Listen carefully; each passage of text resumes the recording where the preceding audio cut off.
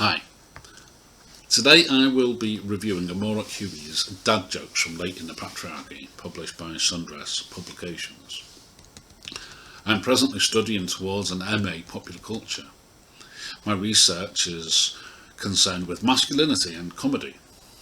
Additionally, Stu Buck and I are set to launch Bold, a publication that will publish all manner of work on masculinity. So when this book from Amorak landed in my email inbox, I couldn't have been more pleased. It's exactly the sort of work that we are going to be looking for and that interests me. This collection opens with a primer, a poem about death, but also about survival, maybe about being left behind. Its end leaves us with the damning cruelty of a man who knows what he wants. And at this point in the collection, I knew that I was going to be in for a ride. I could quote almost any line from any poem in this collection, but I'm not sure there is anything more pertinent than because blood needs blood, because man has a duty in the whole book. What does this say about our relationship with manhood and maleness? More than it just being a statement, there's poetic value here too. The alliteration, the repetition. Readers are being pushed towards this line by a writer operating at an extraordinarily high level of craftsmanship. When a poet goes heavy on technique, it's because that line is of importance, and we should always remember that.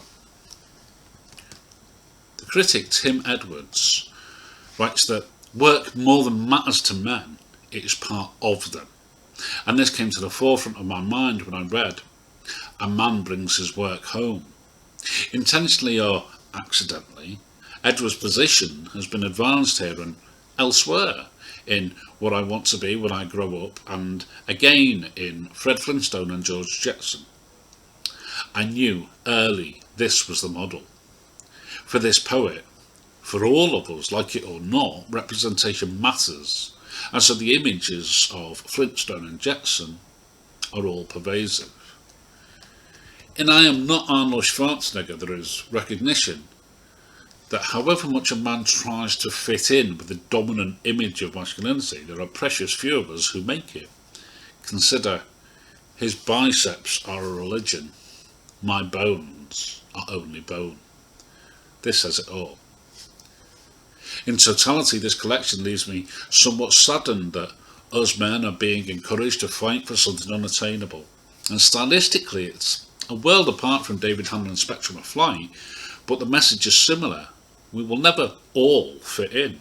Consider, asked to vote for the best looking guy, I picked the starting quarterback. A dark-haired boy who treated me with contempt. He was taller than I, stronger, a better athlete at ease on this planet. Work like this serves to prove my position that masculinity, by its very definition, is in crisis.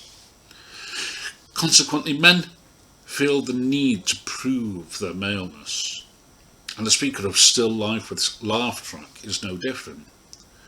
There is one more thing I should tell you about myself. I'm in the midst of a project involving glue, screws, the comfort of a hammer. The poet speaker here has to tell us about his work with his hands. How very true. And there's an undeniable shame in the opening line to the 7th anniversary is salt, and I do not know the gift for that. It reads, I have little to offer.